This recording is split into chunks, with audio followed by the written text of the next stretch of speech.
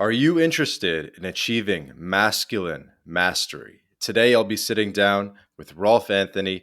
He's an expert in the topic, and we're going to be talking all things self improvement for men. Welcome back to the My Latin Life podcast, your trusted guide to traveling and living in Latin America. Our guest today is Real Ralph Anthony. You can find him on Instagram where he has 75,000 followers there. People said, you got to talk to Ralph. You got to talk to Ralph. So Ralph, welcome to the podcast. Thanks, bud. Appreciate you having me on. Absolutely, man. Could you give a little introduction to the audience about who you are, what you're about? Yeah, I'll make this brief because I know people can bang on about their life stories. I was born and raised in I was born and raised in London. As you can probably hear from my accent, it's not very difficult for people to work out where I'm from, which is a good thing actually. And I, grew up to a beautiful family in North London and went down the systematic route of being educated and going to a top university and working in the city of London with my lovely suit and my tie, walking to work every day in the pouring rain, classic UK weather. Mm-hmm. And I was an investment banker for 3-4 years and absolutely hated my life as an investment banker. I never took authority very well. I just couldn't listen to rules, and I was always quite a rebel at school. So anyway, I tried to start a bunch of businesses while I was working as an investment banker. Most of them failed. And then I one day got a phone call from Google actually saying that they liked my background. They liked the fact that I was in banking and I tried a bunch of tech companies. And despite my failures, they interviewed me 7 times and I worked for them for 2 years. And that changed my life completely. That took me from what was the real, corporate tough world of the city of London to now working for Google, which was much more creative and happy. And they really cared about my well-being. So I really enjoyed working for that company. And that company really taught me how to build businesses and how to build conscious businesses. So then I built a digital marketing agency, which was very successful. And at 27, I made my first million. And I've never looked back since. That was 10 years ago. I have left the digital marketing industry. I'm now an investor. I've gone full circle, but now investing my own money and building my own investment fund. More specifically, I'm building a crypto hedge fund at the moment with my own capital. Mm. So that's my story. 2 years ago, I was awarded a green card to move to the United States. I was awarded an Alien of Extraordinary Ability green card, which is just a buzzword to say that you've got half a brain cell and that the US should allow you in to pay their taxes rather than paying taxes anywhere else. That's really the truth of it. So I was awarded a green card, moved to Miami Beach because I love the sunshine, and I've lived in Miami ever since. But I'm always on the move, and I've been traveling the world for 10 years, and I don't think there's many people who have as much vast traveling experience that I do. So hopefully I can pass on that sort of wisdom and insight to your listeners. Sure. I'm actually in Miami at the moment. I'm only here for like 5 days, but I'm actually here at the moment in Brickell. Good Uh, stuff. Good stuff. I'm in Miami Beach. I'm a beach boy. I like living on the beach and swimming in the ocean and running on the boardwalk. That's because London is a very gloomy place. I know. So I wanted to sit by the beach, and that's why I'm here. I know. I gotta like order an Uber and get out there. I haven't been to Miami Beach in a couple of years. Um, so, and then you said tell me about the travels. So, do you have a specific theme to where your travels, or is it mission driven, or is it just whatever you're excited about? Yeah, so it's the latter. It's whatever I'm excited about. I've never really had a specific mission while traveling. Most of my travels have been around Europe and around the US. I have traveled to the Far East a couple of times, but haven't found much interest in the Far East personally. A lot of people talk about Thailand, talk about the Philippines and Vietnam being the places to go now, given how cheap they are, given how beautiful they are, given how good the lifestyle is. I personally wasn't so excited with the Far East. I think traveling is very subjective to the individual. Just because I tell you to go to places doesn't mean you should necessarily listen to me. I will give you the reasons why I go to certain places. I like Europe because I'm a big fan of European food. That's one of my main things. I'm all about a healthy diet. And when I started reading about blue zones many years ago, about where the world's centenarians live, I started to travel to Greek islands, Italy, Spain, where I would test, and just trial how good the quality of their food was and how I would feel after Hmm. spending time in those places. And so I've done a lot of Europe. I've visited most countries in Europe. As of late, I've been visiting a lot of Eastern European countries. I'm a fan of their women. Their women are very beautiful and very feminine. And that's something that I think that the US is losing. There's a very big difference between feminism and feminist. And I'm more of a fan of having a feminine girlfriend rather than a massively feminist girlfriend. That's just my particular style. We're all very different in today's world. But I did a fair amount of travels in the US, visited most of the major cities, visited a few small towns. I spent a lot of time in Mexico, specifically Tulum during COVID, because when the world was shut down, I wanted to be free. I've always believed in my freedom. So I spent a lot of time in Tulum. I absolutely love house music, and I'm a house music DJ in my spare time. And so Tulum was a very good place for up and coming house music DJs at the time. So Yeah. I spent some time there, loved it, built some real estate there. Been to Colombia once. I know your podcast is about kind of the Latin American lifestyle. I'd like to explore more of Latin America. I've only really done a short time period in Colombia. I would love to visit Argentina specifically for the quality of their wine and quality of their food. That's something that really intrigues me as well. Hmm. Also, it's no coincidence that they're the most European looking people in South America as well. So that might be one of the reasons why I'd also like to visit. But that was mainly the reason for my traveling. It was good quality food, um, beautiful, good quality women that were feminine, and just exploring fun places that had a good house music scene, um, and places where I could potentially live. Everywhere I went, I always tried to decide, can I live here? Does it have good climate? That's something I've always searched for. I've always searched for a good sunny climate. That's probably partly to do with the fact that I was born and raised in a gloomy country, which is 70% grey clouds during the year. And that was very tough to grow up in, considering like I'm an absolute sun worshipper. So I always chase the sun. So good climate, good quality food. And that's really about it. So what kind of applies to me, I don't think applies to everyone else, but I'm happy to delve a bit deeper and give you more insight into the places I've been and the reasons why I went there. Yeah, yeah. Well, let's definitely do as much actionable stuff as possible. Um, how do you make money? Do you sort of make money online? You make it through coaching type stuff. I know you have the crypto fund you're trying to raise, but I imagine you don't work a normal 9 to 5 job in Miami. So what do you do to make money? I don't think anyone works a normal 9 to 5 job in Miami, judging by the way people live around here. I make my money through investments. I basically built a family investment fund for my family to secure them to retire my parents. I have now split off from that, but I do still advise my family fund. I have my own investment fund now. I make my money through the stock market. I take bets on the stock market. I'm Hmm. mainly a technology investor through my experience working at Google and through my experience working as an investment banker at the beginning of my career. It's just something that takes my natural curiosity. I love the idea of investing. I want to build a rather large investment fund. So I'll be raising capital in the next couple of years for that. I just want to keep proving my track record. That's how I make my money. I make my money um, all via the stock market.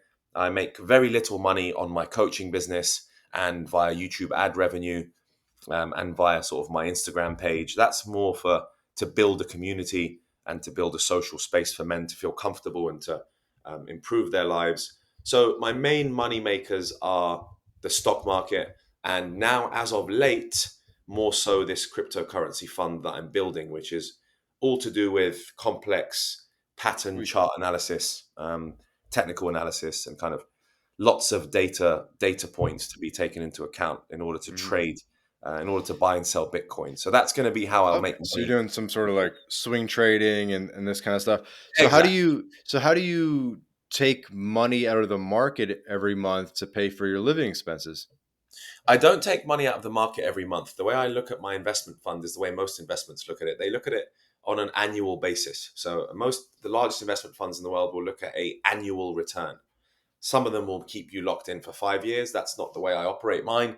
Mine is an annual return. So I will put a amount of money aside for 1 year that I know that I'm going to live off. Okay, and I'll budget that amount of money. So I have X amount of money to live off for the whole of 2024. I will not go over that budget. I'm allowed to go under that budget if I need. and the rest of the money will remain in the markets. Now, at the end of that year, I can define how my portfolio has done. If it's done well, which most years it does, then I sell a portion of those profits and put them aside for the whole year and have that money to now spend. So I don't have a cash flowing business like I used to have. When I left Google and started a digital marketing agency, I had a cash flowing business which cash flowed a nice amount of money every single month. Hmm. And at the end of the year, I would, tally it up and take my dividends and take my salary.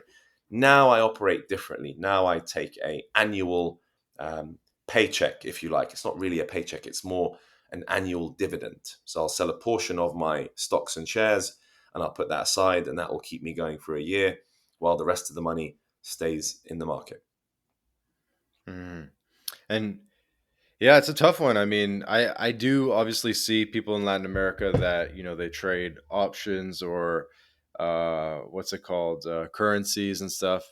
Mhm. I don't know how they do it to sustainably have income to live off, especially in Miami. But It's tough. I yeah, mean, I'm a well seasoned investor, so I'm not some kid that's trying to trade FX or right, trade right. small. You worked in investment banking.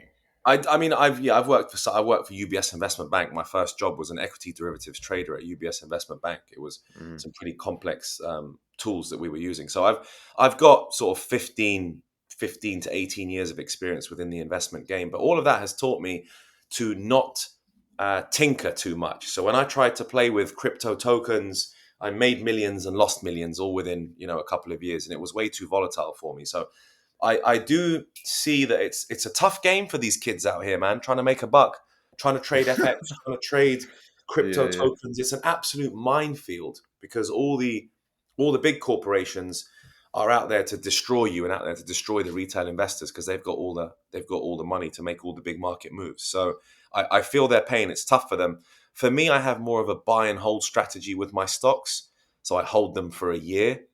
I've grown to realize that the buy and hold strategy usually tends to be better than being a day trader. One of my worst nightmares would be to actually be a day trader. I wouldn't want to sit there and look at the markets every single day. But that's a good way to start and a good way to learn. And then eventually you realize that you want to buy good quality assets and hold them for longer periods of time. That way you're not as stressed and it takes time for good quality things to grow. But certainly at the beginning, like you say, a lot of these kids in Latin America who are, and I literally mean kids, I'm talking about 17, 18, 16-year-olds trading on the stock market, trading FX, trading crypto meme tokens. It's an absolute minefield, but I respect them for trying, and it's all a learning Hmm. Nice. I guess let's get into some masculinity stuff. curve. Because I know this is a big area for you. Um, where do you think that most guys could make the quickest improvement, like sort of the 80-20 principle of maybe those 20% of inputs that give 80% of results in terms of becoming more masculine, becoming more confident, leveling up as a man more generally? This is an easy question that I'm always honored to respond to. 3 months ago, I met with one of my subscribers on YouTube who reached out to me and just said, "Hey, I'd love to meet you while you're in Romania, Bucharest." So I met up with him.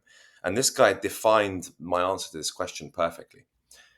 He was a bit skinny at school, wasn't getting much attention from women as he was growing up, never really felt like he was a popular kid at school.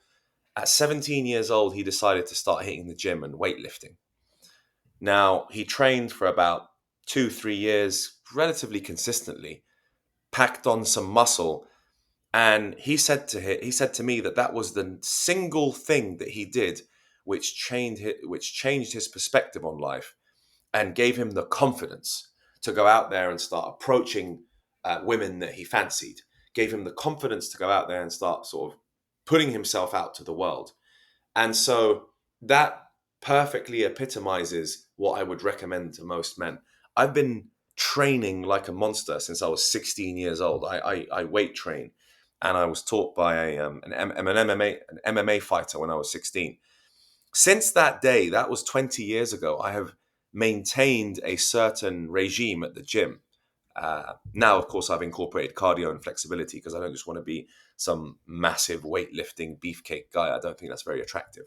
But I would say that the first thing a man should do is get his ass in the gym and be lifting weights. Now, what that does is it's more of a mental thing. It's not so much physical. Sure, you look a bit better and that makes you feel better because you look at yourself in the mirror and you have an improved self-esteem.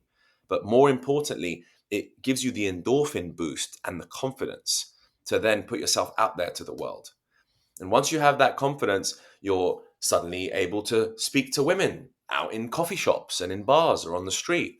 You're suddenly feeling better about yourself. You're suddenly feeling like you can challenge things that you never thought you'd challenge before. You might start doing YouTube videos now because you're more confident about your image. So the 20%, sorry, like 80% of the work really is building yourself, and actually, funnily enough, building muscle and looking better and feeling better and raising your heart rate and exercising. And I would say weightlifting over stuff like running or swimming or boxing. Boxing is also very good conditioning, but I'd say weightlifting in particular so that you can build your body so you can look like a man. A man is supposed to look a certain way. When we look at statues of Greek gods and Hmm. we look at, you know, ultimately what men used to look like. You watch the movie 300 and men that were in battle, they look a certain way. It's not just about the six pack, it's about a big back, wide shoulders, big arms, like looking like you've just been lifting tree logs in a forest, um, actually looking like you're hunting, looking like an actual hunter, having Yeah. strength, having flexibility.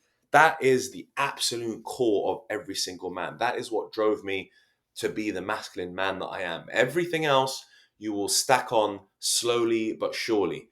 The other things come a bit more natural to me. I'm lucky because I had a father that was masculine, and I have a mother which is very feminine. So I have the balance of both energies, which I think is very important. But the one thing I would say is get your ass in the gym and start lifting weights. Now, you can sit there and do stuff like yoga, you can do Pilates. Sure, you can do all of that stuff, and there's nothing wrong with it.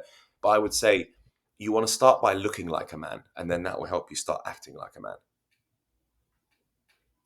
So, long story short, just start working out.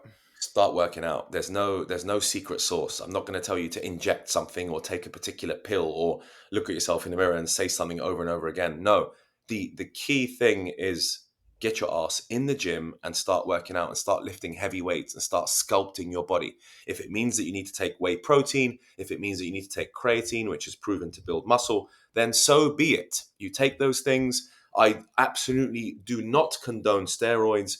I do not condone injecting testosterone into your body. I think those things are way too, they rock your body too much. I don't think your body can handle that stuff very well. And I think it's too extreme.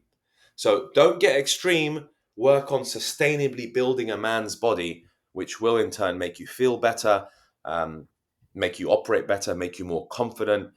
And, even putting aside the idea of longevity, I spoke to one of Romania's um, best bodybuilders of all time. He won Romania's national championship 8 times. He competed for Mr. Olympia against Arnold Schwarzenegger. Unfortunately, he didn't beat him. But he said to me that the two biggest indicators of longevity are VO2 max, which is your kind of lung capacity, and grip strength. So actually, your grip strength is a massive indicator on how long you will survive. And the reason for that is the number one reason why a lot of old people pass away and struggle with illness later on is because they fall. They fall, they break their hip, they fall, they Yes, I've break their leg. heard this. I've heard this Exactly. that for old people, like it's a successful day or month if you just don't fall. Like, you know what I mean? Like that's job number one is just don't fall as an old person. Exactly. Now we know you're inevitably going to fall. So what's going to help you is your grip strength because your body has a natural inclination to get your hands right in front. You're ever walking down the street and you're going to fall over. There is a beautifully inbuilt, innate, biological, evolutionary process, which is where your hands just come out to protect your face, to protect the most important parts of your body. If your hands are weak, then you'll break both your arms as you fall over. If your hands are strong and you've got good grip strength, you might grab something as you fall. You'll put your hands in front of you and your hands will take the hit instead of your face or instead of your hip. So that grip strength, being able to grip things, being able to stop yourself from hurting yourself as you fall over, is such a big indicator of how long you're actually going to live. Not necessarily that you can grip things. It's not like, oh, gripping things hard makes you live longer. It's more so that you avoid the pitfalls of falling down, falling down the stairs and falling and breaking your hip. So again, building muscle for longevity has been proven, and everyone knows, all the buzzwords these days because everyone's listening to the same sort of people. We're all listening to David Goggins, we're all listening to Huberman, and they're all pretty much saying the same thing. As well as cardio and flexibility, you have to be building muscle, and building muscle will give you a sense of longevity. Mm-hmm. Okay. And if we had to think of maybe a couple other things to stack on top of working out, what would they be? Some other quick fixes that most men could make to improve their lives? One of the big things I notice with men in today's world is a real lack of style. Um, Hmm. the coolest people I know rock the coolest stuff, man. They have their own sense of identity and style. Now, if your sense of identity is walking around with a Pokemon t-shirt, then fair enough. That's your vibe. Now, that totally isn't mine. And I think that we've kind of lost this perception of masculinity. Everyone chooses to dress the way they want to dress, and that's fine, but at least have your own style and make sure your style is unique, original, interesting, and fits your body shape and potentially fits your interests. Now, I personally would say, and I try and dress like one of my fictional idols, which is James Bond. James Bond always dresses relatively sharp. He dresses with suits that fit him well. He wears simple colors. He wears black, gray, navy blue. You never see James Bond wearing a pink suit. You never see James Bond wearing a yellow suit. He's not trying to draw that kind of attention to himself. James Bond is a classy fictional character. Now, it might be partly to do with the fact that I was born and raised in London and I was sort of engrossed by that kind of sense of style where you dress like a gentleman, you dress with a nice suit, you dress with a nice clean ironed white shirt. This episode of the My Latin Life podcast is brought to you in part by Crema Social. Crema Social is like TikTok for international dating. It's an app you can download right now on your phone, and 3 out of 4 people on Crema are single women. The app was founded in Colombia, so unsurprisingly, there are a lot of Latinas on the app, by the way.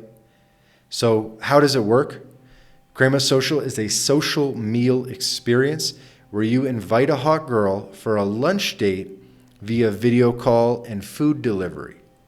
New concept, so you'll have to try it out for yourself, but this is probably the best way to meet Latinas before you visit the country.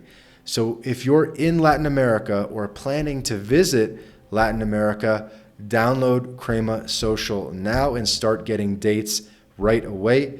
There will be a link in the description to download, or just search Crema Social on your favorite app store. Have fun, guys. This episode of the My Latin Life podcast is brought to you in part by BitRefill.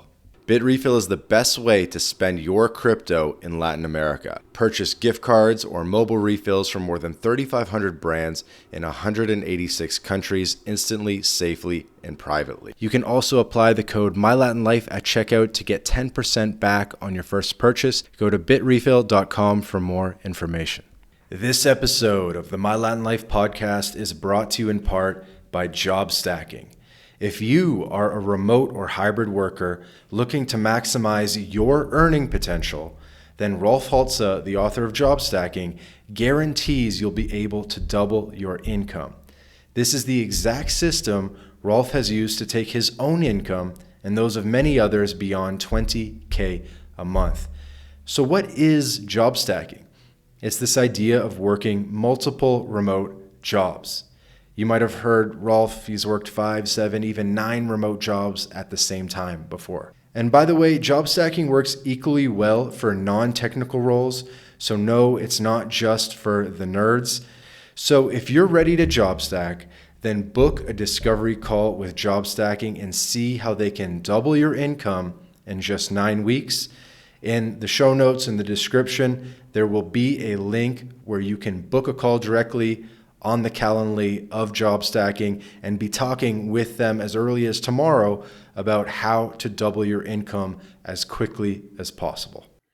So I do believe that men should develop their own style, but I believe that we should dress smart. You know, if you're in doubt, dress smart. Wear a nice pair of shoes. All these kids these days are obsessed with sneakers and buying all these stupid sneakers with tags coming off them. It's like, bro, I don't give a shit how much your sneakers cost.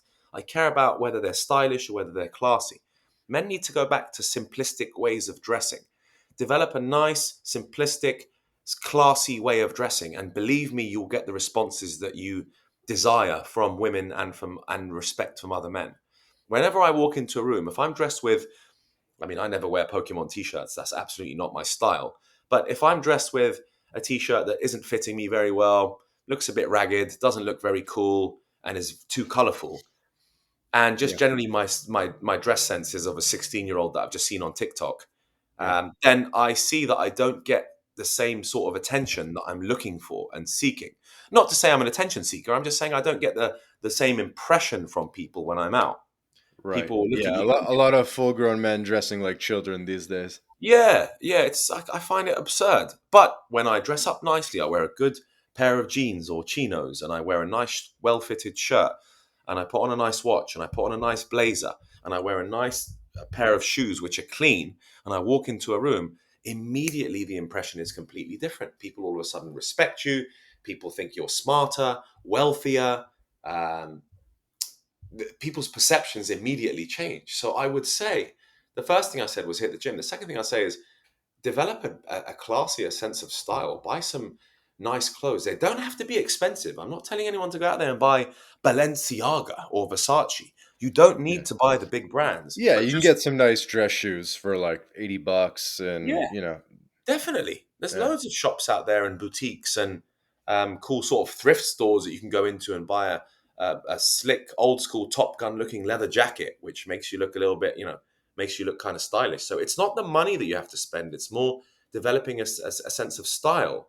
Um, that is one of the major things I would say, which from the outset makes you look more masculine, but doesn't necessarily mean deep down you're actually masculine. So obviously, this topic of conversation just continually gets deeper. But I don't just want to talk about masculinity and take it down that path. I also do want to add some sort of value to your viewers. So if you feel like there are topics of conversation we can discuss regarding travels and or what decisions people can make, feel free to guide the conversation as to how you want it to be beneficial for your viewers.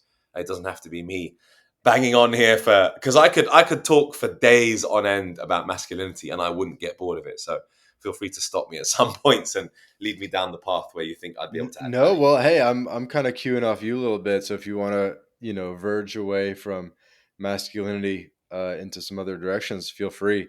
I guess just on the clothing thing, one that the Americans won't like, um, but I remember this kind of impacted me in a funny way is just don't have any clothes from sports teams. Yeah. Do not have any, and Yeah. people be like, "What? I can't. I gotta get rid of my Patriots jersey. I thought that was masculine." And it's like, no, no, like especially as a traveler where you have limited wardrobe and you maybe only have like 10 t-shirts and a couple dress shirts, especially as a nomad, Yeah. which I am, kind of living out of a suitcase. Okay. But in general, there's just no reason for a man to be in a Philadelphia Eagles t-shirt. You know what I mean? Unless you're running the barbecue, and even then, probably not. You know what I mean? Yeah. So it's just like part of my wardrobe, zero logos. I have no soccer jerseys. I have no basketball jerseys. I have no graphic T-shirts of any kind with logos on them. Um, just no logos at all, and especially no sports logos because you can't wear that stuff on a date. You show up on a date with something with like a sports team logo, you don't look like a high level man. You know what I mean? In my experience, but what are your thoughts on that? I completely agree with you, buddy. I mean, unless you play for that sports team, I don't know why you're wearing a sports jersey. You know what I mean? Like, if you're the player, fantastic, good for you. You should absolutely represent the jersey. I just saw. I met a bunch of the Detroit Pistons team yesterday. They're staying at the one hotel next door. They were playing the Miami Heat the other day, and you just had a bunch of 6'7" dudes walking out the lift, and then they were all dressed in the jerseys. I was like, yeah, of course you guys are going to wear the jerseys. But I share the same views with you there. I don't see the point in you bum licking your team and representing your team. I mean, who gives a shit about your team? Do you make money from your team? Do you advertise them? Do you get represented by them? I don't understand people's mad obsession with sports teams. I mean, growing up in the UK, we were all obsessed with. You guys call it soccer, we call it football. Um, Obsessed with Manchester United growing up, and yeah, I did buy the jerseys, and I love football, and I'm, still obsessed with it. But I've realized that it does nothing for me. It makes me no money. It doesn't make me handsome. It doesn't make me pretty. It doesn't make me smarter. It actually costs me money and costs me time. But all it is entertainment. So look, it's fine. I'm not telling people to not watch sports. Absolutely enjoy your sports team. But why the hell are you wearing a Dodgers t-shirt? Like, you don't play for the Dodgers.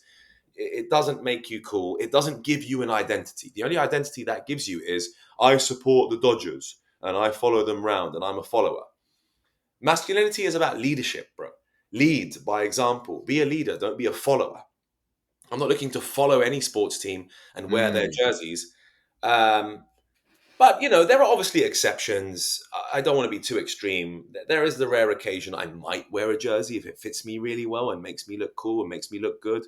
But in general, no, I wouldn't wear jerseys. I would develop your own sense of style, whatever it might be, your own brand. I know a girl that actually goes to a thrift store and builds her own clothing. Like, she literally goes to like the thrift store and then puts it all together herself and she wears it. And I absolutely love that. That's just a definition from the feminine version. But she puts her own stuff together, and I think that is just fascinating. And she's not spending a lot of money doing so. So for a relatively good price, she makes her own clothes. She looks super cool. She's very original. And I'm not telling guys to go and build their own clothes now, but the idea is to just build your own sense of identity. Be authentic, be original. Masculinity is about being yourself, being a leader, being in your own zone, and building and cultivating an environment around who you are, not around having a Lakers top. I don't give a shit about your Lakers top. Um, some may see this viewpoint as extreme, but I don't care. That's kind of the point of trying to exemplify the the lost the loss of masculinity in today's world. I think I think there's a masculinity crisis, and I Hmm. think we're moving further and further away from that, which is why there's probably more need, hopefully more of a need for people like me in the world. Why do you think that is? Oof. If I really spoke the truth, I'd probably get cancelled online. But I don't want to echo a lot of the words of certain influencers in the past couple of years who have been cancelled. But I think that is because there's, sadly, and this shouldn't have been the case, the rise of feminism has led to the decline of masculinity, which it really shouldn't have done, because feminism is ultimately, to me, is more equal opportunity for women, equal pay. If they're doing the same job, they should receive equal salary. I completely agree with that. So if that's what feminism is, then yeah, call me a feminist. I do agree that women should be paid the same amount of money for the same jobs. If they are smarter and do a better job, then they should get the job over a man. I absolutely agree with things like that. For sure, I do. Some things men are good at, some things women are good at. It's just the way it goes. However, given the rise of feminism, and I think we've got to a point where it's become so extreme now that men are scared. They're scared to speak up. They're scared of being cancelled. They're scared of being ganged up on by, um, by some of these raving feminists. Interestingly, when you speak to the everyday woman, they still want a masculine man. Most women I speak to want a masculine man to look after them, to protect them financially and physically. So I don't know where this whole I don't know where it went wrong, but it seems to have gone wrong given the rise of feminism to the point where it's become so extreme now that when I come back to America from Eastern Europe, women have more power here. Women are just stronger. They're stronger in every sense. They're smarter. They earn equal money. Some of them earn more money. And they are heavily supported by the courts and laws. especially when it comes to divorce law. And I think men are scared, and rightfully so, they're scared that they're going to lose all their shit if something goes wrong in their marriage because they didn't get a prenup signed and they've realized that the courts are not in their favor. So you've just got married to a girl, and 2 years later, she's now realizing she wants to change her mind, and you guys are going to part ways, and that's natural now given the divorce rate. But that now means 50% of your assets are at risk, and you'll have to, and if you have children, you'll have to pay alimony for the rest of your life. And that puts you in a seriously difficult position. Mm. Now, I'm not saying again. I think that if you have children, then absolutely they should be, they should be protected by you financially, and your woman should be protected also by you financially. I don't think it should be zero. But if you have, I'll give you an example of why rich and successful men don't seem to want to get married now, and they're fearful of this, and this has led to the decline of masculinity. You've sold your business. You're now worth $10 million. You've then decided to get married with no prenup. She, after 2 years, decides to change her mind. You've now made no further income during the time that you're with her, as a hypothetical situation. She now wants to divorce you. She's entitled to $5 million. She's entitled to half of your wealth, even though she hasn't helped you made any of that money. You have struggled as a man. You have worked hard and gone through all the shit to build a company. Being a man is not easy. You've been through that whole ride. You've now sold it. You are accomplished. You've decided to find a partner and get married and get settled. 2 years later, there's a shift in mindset. That's absolutely fine. People come together, people break up, more than ever in today's world. She's now entitled to 50% of your wealth. Do I think that's fair? Every case is unique, but in this instance, I do not think that is fair, which is one of the reasons why I have chosen not to get married. If I do get married, I will absolutely get married with a prenup. There is no way I will get married without a prenup. I was suspecting you might have been divorced because, like, you see, Nope. most people who talk about the family law, like, lived through it or something. No, I'm not divorced. No, never been married, never been divorced, never been engaged. But I have had five beautiful relationships. I've loved three women. I've had lots of, you know, interactions and dates. I mean, I've dated thousands of women. I don't want to talk about how many women I've slept with. I think that's personal, but it's a large enough number to realize that I have enough experience with the opposite sex. I have a YouTube channel which talks a lot about male self improvement and female psychology, in the hope that I can help men understand women a bit better. Even though it's a complete whirlwind. I mean, I think the most complex thing after the universe is the female psychology. So it's a real challenging thing to fully understand. But no, I haven't had any traumatic experiences, actually. I'm just doing this off the back of other stories that I've heard and seen. So to answer your question, why do I think there's been a decline in masculinity and why is masculinity dying? For some reason, women getting stronger and having more power by law has made men stay more quiet and speak up less and shut their mouths and sit in the corner because they're like, yo, if I speak up, I'm going to be in trouble. Mm. But I'm not going to stand for this shit, and I am going to speak up, and I don't think I'm directly offending anyone. I'm just stating what I'm observing, and I don't necessarily. Again, you can call me a feminist because I agree that women should get equal pay. Actually, they absolutely should get equal pay and equal opportunity. But I think that that's resulted in men becoming a lot weaker than they actually should be, and Mm. the classic term "man up" comes to mind now. But it just means that men should become even stronger than before. But in fact, what's happening is the complete opposite. And what are some kind of other ways that men can sort of re-embrace that masculinity that we've kind of lost? Because if you don't have a father figure teaching you to open doors and stuff like that, sometimes it's hard to learn these things. It is, yeah, I do agree with that actually. Chivalry is dead, as most people say. I'd like to think chivalry is not dead. I open doors for women. I treat them with absolute respect. I definitely pay for the first few dates. At some point, I expect a woman to start offering. I don't expect me to pay for absolutely everything the whole time. I expect some sort of value exchange. What are some of the things men can do? So I'm in a couple of communities. I'm in a couple I of was going to ask you about this. yeah, I'm in a couple of male communities, actually. Some of them are small and elite, some of them are much larger. and one of them I'm actually trying to build myself, entitled Masculine Medicine. Some of the things you could do is actually be around other successful men and join communities and just see how other successful men operate. Men who are in successful relationships, men who are successful with women, men who are successful in business, men who are successful in the gym. You want to hang around other people who are winning at the things that you want to win at, and you'll realize that you can take pieces from them and become closer to this idealistic version of a man. Now, there isn't necessarily a community that teaches you how to have manners and be polite and how to be respectful towards women.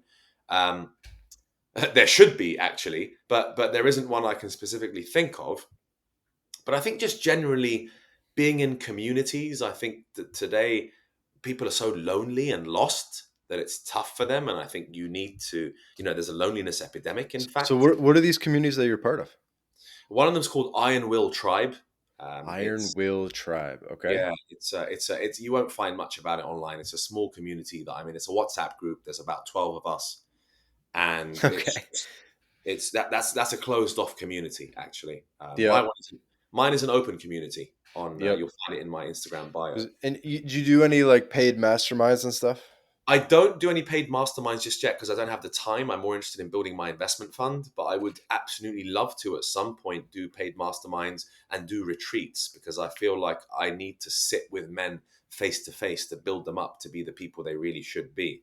All well and good kind of doing YouTube videos, but you need to have them with you for 5 or 6 days, seeing how you live, seeing how you Hmm. operate, seeing how I speak to people, seeing how I move. And that is more likely to motivate them rather than watching a couple of YouTube videos, Like which I think are a boot impactful. But camp, basically. yeah, Like exactly. I'd love to get to that point, man. I really would love to do boot camps, retreats, and masterminds. I'm just not there yet because I simply don't have the time, man. I'm too busy looking at charts all day long yeah. to to then deal with men's issues. But I'm getting there, and that is my main purpose in life. Dude, I got a business idea. I'm just free flowing here, but you know how they used to have like etiquette school back in the day, and they'd send the women and probably the men too, and it'd be like put the fork on the left and this type of stuff. I feel like they don't even like offer that anymore. Like, couldn't we bring that back and like you could have it in every city and you send your kids off. It could maybe even like make it like a kids thing for like 10-year-olds or something. So good. And they go and they learn how to, drink tea the right way and put which spoon is the soup spoon and all there used to be books about it, right? Like etiquette books. I feel like they should bring back etiquette class. Like it'd be like a good little money maker, I feel. Absolutely. That's a great idea. Men's etiquette class. And I was going to mention it like earlier on in the podcast where it's funny because they send a lot of wealthy Chinese families send their children to the UK where there's like a etiquette school, knowing Hmm. which piece of cutlery to use for what course, knowing that you have to excuse yourself before you stand up and go to the bathroom. Yeah. I think sort of being born and raised in London, I grew up in a nice part of London. I went to quite a posh school. Well, first I went to a very rough school, and then I went to a posh school, and all of a sudden the way I spoke was different, and I evolved into this. How do I describe more this sort of refined character that spoke the Queen's English rather than Sure. spoke like that. Do you know what I mean, mate? Like from Snatch. Yeah, That's yeah. not as desired. But yeah, Snatch. um, definitely men's etiquette school would be great. Like knowing just the basics, knowing not to put your elbows on a table when you're sitting at dinner, Yeah. not crossing your legs over, and not like being vulgar, and not shouting and speaking in a certain way, and like pronunciation. I think there's more of a need for that than ever because we live in this world now where everyone is just so free to be themselves and they're creating their own style of how to communicate that we should go back to the basics.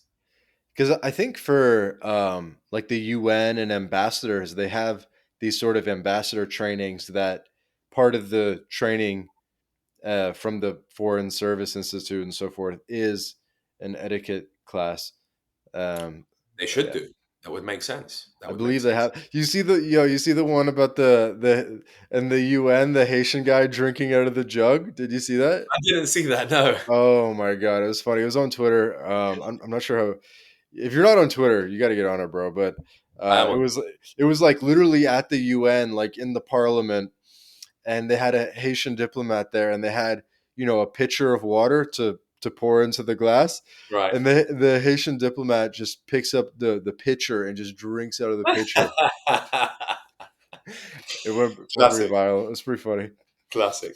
As we Uh, wrap up, is there anything that you want to ask me which you think will guide your listeners to make better decisions in terms of whatever you're what I mean, what are you trying to push to them? Are you trying to push business ideas or nomadic lifestyle or where to live? What are some of the main missions and purposes of what you're doing?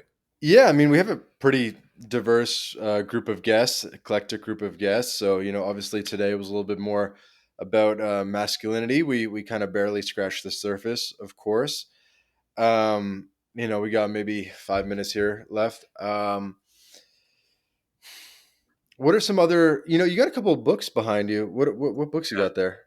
I've got How Not to Die by Michael Grieger, and I've got The Daily Laws by Robert Greene. Those are two books I'm currently whizzing through right now. I'm a big fan of Robert Greene, actually. Robert Greene Mm-hmm. teaches you how 48 to. Laws of Power. Yeah, that was one of the first books I read, actually, The 48 Laws of Power. This one's called The Daily Laws, so it's just amalgamating some of the laws from his other books. But he's particularly fascinating because he teaches you to view people as they are, not how you fantasize them to be. And he also teaches me that humans can be very deceptive. We can be very deceptive creatures and very disloyal, and we can tell white lies, and we put on this certain flavor for you to see, but really deep down, there's an undercover, kind of agenda. So Robert Greene has taught me how to understand humans and who I should befriend and who I should be careful of in business, and has helped me develop my sense of intuition as to who I should trust. So I think it's extremely important for not just men and women to understand the deceptive nature. And especially, I mean, you look at stuff like Instagram today, and Instagram is basically everyone putting out the best version of themselves. And it's ultimately complete deception of who you are. When I meet some of these banging models here in Miami, and I was at a party on Saturday night, and there was literally hundreds of models, most of them were just dolled up, and you look at their Instagram and it's all just makeup and the best angles and the best lighting and the best clothes, and I'm like, what does this girl actually look like without any of this stuff? Is there any real pictures of her? So ultimately important for us to understand that what social media is doing, especially Instagram, especially that, is deception. It's deceiving others into thinking you look and act a certain way when that's not really who you are. And I truly believe, and I don't think this is just masculinity. Um, I think this is just human nature, the best of human nature, to be authentic and original. That's the key: is to be absolutely authentic. Um, so I try my best to just speak into. For example, my YouTube videos are unedited. My YouTube videos are completely unedited. When Mm. I was editing them and adding all these stupid colors and sounds, my subscribers said they didn't like that. So they were like, we don't like the fact that your YouTube videos were edited and all these colors and shapes and sizes. Just turn on the camera and speak to us. And if you make a mistake, then carry on, because we want to see that you're human and you're not trying to be Mr. Perfect. So I think there is going to be a shift, hopefully, from perfection into realism and authenticity with video content. Unfortunately, short form is all about chopping it up and editing it and making it look as snazzy and as cool as you can, because people have very poor attention spans in today's world. But I want to keep my YouTube videos unedited for now, because I just like it raw and real. And again, this is all partly to do with moving away from deceiving people. I'm not trying to deceive people. I'm just trying to be who I actually am. And I'm just trying to put this shit out to the universe and hope that it actually helps someone. Love it. So Rolf, why don't you take this time, Ralph. I'm Calling me I'm Rolf there for a I minute, but need yeah, I need whatever more you want. I need more coffee. Ralph, why don't you take this time and just shout out the YouTube channel, shout out what you got going on. There'll be links in the description as well to the Instagram and YouTube, but I guess call to action, final message, all that good stuff. Sure, thanks, bud. Appreciate that. Most of my work is now going on my YouTube channel, which you'll find, which is entitled Real Ralph Anthony. And that is where you will see the realist version of me on my YouTube. So if you do want help with becoming more masculine, if you do want help with self-improvement, if you do need help with your dating life and female psychology, the three main pillars I discussed are the three pillars I think are most important to a man in the modern world, which is money, muscles, mindset. And mindset is mainly to do with like dating and confidence. So those are my three M's. Now, my Instagram is more my daily lifestyle, the fun stuff I get up to, the parties, the models, the DJing, the random bullshit you see on people's Instagram stories. It is helpful and inspirational, I believe, because I've got thousands of people that watch what I get up to every single day. I wonder how they've got so much bloody time, but they simply do, because there's this toxic thing called viewing your stories, and you get to see how many people have viewed your stories every day. It tends to be the same sort of people over the years. But apparently, I've helped a lot of people over the years become more authentic and inspired them to hit the gym, and inspired them to be more confident with themselves, and inspired them to be just more real about their life situation, and trying not to deceive them. So my Instagram is at Real Ralph Anthony. There you will see my lifestyle. You will also see a link there in my bio to my school page, which I'm actually going to cancel and turn into a WhatsApp or a Telegram group pretty soon, because I've noticed that a lot of my viewers and users are not liking using school because it's a new platform. So they'd rather just use what they're familiar with. So I want to get men now into a Telegram or into a WhatsApp group. But if you follow me on IG or subscribe to me on my YouTube channel, then you will start seeing the links to that Telegram or WhatsApp group. And that's where I'll be cultivating a community and a circle of elite men who want to all improve and help each other. And it's a judgment-free zone. I don't give a shit if you've been rejected. I don't give a shit if you've missed out on your goals. No one's going to laugh at you if you're crying. No one's going to laugh at you if you're upset and you feel weak and you haven't achieved what you have to achieve. We are sympathetic. We're there to help each other. We're brothers. And the Iron Will group has been there for me. So I now plan to build my own group and to help others. So yeah, so my YouTube is the realest part, Real Ralph Anthony. My Instagram at Real Ralph Anthony is more so my lifestyle. But feel free to follow me on IG, and there I will lead you to the WhatsApp or Telegram group that I'm about to start. I will cancel my school page because I found that people are struggling actually to use the platform because it doesn't come so natively to them. Mm-hmm. Mm-hmm. Cool, man. Well, this has been another episode of the My Latin Life podcast. Again, our guest today, Real Ralph Anthony. You can catch him on YouTube as well as on Instagram. And for the audience, wherever you're listening to this, maybe it's Spotify, Apple Podcasts, Twitter, YouTube, please be sure to subscribe, leave a comment. We put out 2 episodes a week with amazing guests like Ralph, and you won't want to miss an episode. Ciao for now.